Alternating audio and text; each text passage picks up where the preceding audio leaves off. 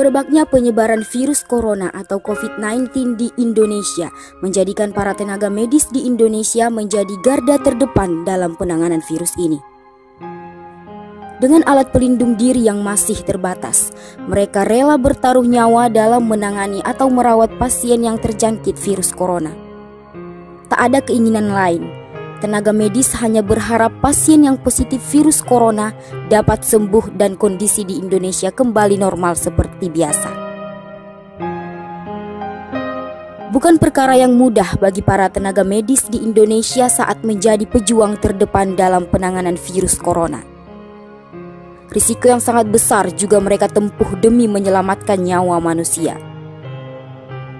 Hal ini dirasakan Aljabar Nasution yang merupakan salah satu tenaga medis di salah satu rumah sakit swasta di Kota Medan yang sedang berjuang menangani pasien virus corona.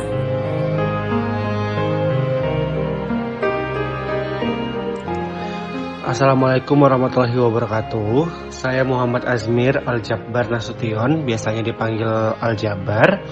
Saya sekarang 27 tahun dan pendidikan saya lulusan S1 Kesehatan Masyarakat dan sekarang bekerja di salah satu rumah sakit swasta di Kota Medan sebagai pendaftaran pasien dan sekarang ditempatkan untuk pendaftaran pasien screening mengenai COVID-19.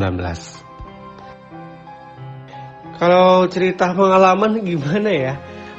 Jujur aku sendiri ya. Awalnya dibilang untuk mendaftarkan pasien-pasien yang ingin screening COVID-19 ini worry, sangat worry.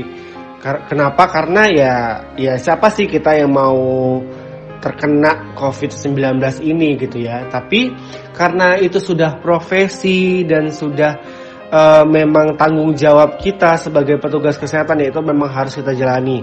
Apalagi alhamdulillah di rumah sakit tempat aku bekerja itu memang menyediakan APD yang cukup lengkap dan memang mengutamakan kami sebagai garda terdepan untuk memakai APD tersebut tersedia setiap harinya. Jadi kecemasan itu udah nggak terlalu tinggi lagi, malah kita sekarang mencoba untuk terus memberikan pelayanan yang baik untuk semua yang mau memeriksakan kondisi COVID yang ada di tubuhnya.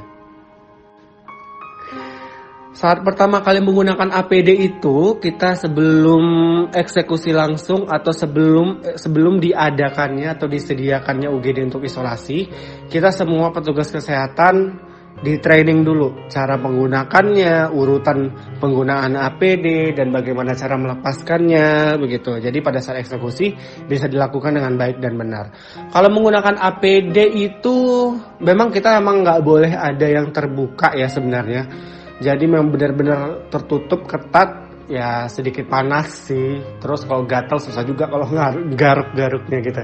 Tapi kami gunakan itu setiap shift. Kalau misalnya ada yang shiftnya per 12 jam, ada shiftnya per 8 jam. Kalau seperti aku per 8 jam. Jadi 8 jam itu full aku menggunakan APD. Momen yang paling gak terlupakan menurut aku itu setiap harinya ada. Melihat pasien yang dari pintu UGD itu harus sendiri, tidak boleh didampingi keluarga. Padahal dia belum tentu positif atau enggak. Memang di dalam ruangan pemeriksaan itu kan memang harus terisolasi gitu ya. Enggak boleh ada keluarga lain, hanya pasien saja. Ya sedih lah kadang, apalagi kalau misalnya dia sampai statusnya PDP kan memang sedikit parah, yang dia harus dirawat inap dan dia harus diisolasi di rumah sakit.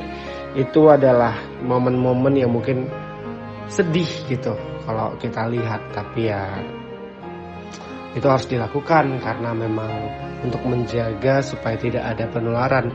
Tapi sebenarnya momen yang paling gak aku lupakan itu malah melihat rekan kerjaku sendiri di rumah sakit ya.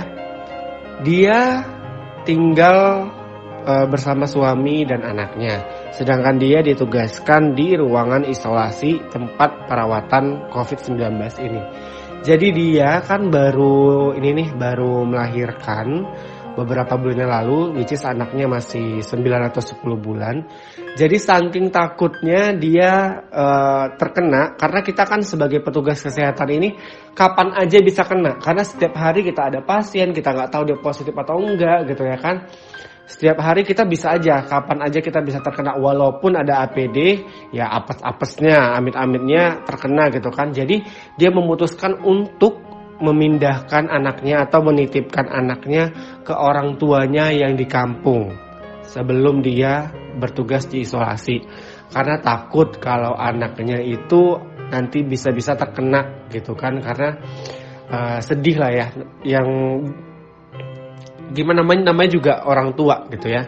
Aku juga ikut sedih pada saat itu. Jadi dia akan terpisah sama anaknya sampai waktu yang kita nggak tahu sampai kapan gitu loh. Itu memang rasanya, teman aku nih cewek ya, jadi dia ibunya. Jadi ya sedih aja gitu kalau misalnya membayangkan dia aja kadang nangis memikirin anaknya. Ya kadang rindu, hanya bisa video callan. Itu aja sih momen yang paling nggak bisa kelupakan. Jadi kalau dibilang virus ini berbahaya, ya semua virus berbahaya. Cuman karena virus corona ini dia terpaparnya melalui saluran pernapasan, jadi ya memang sangat riskan dan sangat cepat untuk proses penularannya. Jadi ini bisa dikategorikan sangat berbahaya.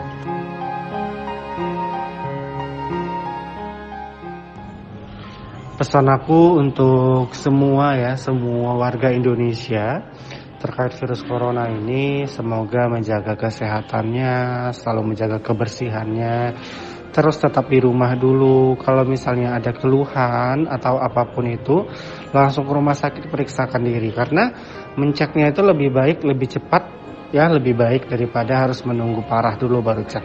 Dan kami dari petugas kesehatan mengharapkan untuk meminta kejujuran para pasien agar dapat memberikan informasi yang sebenar-benarnya, karena ini kembali lagi untuk pasien sendiri dan untuk kita semuanya, agar penyakit ini atau virus ini tidak tersebar luas kembali. Itu aja sih.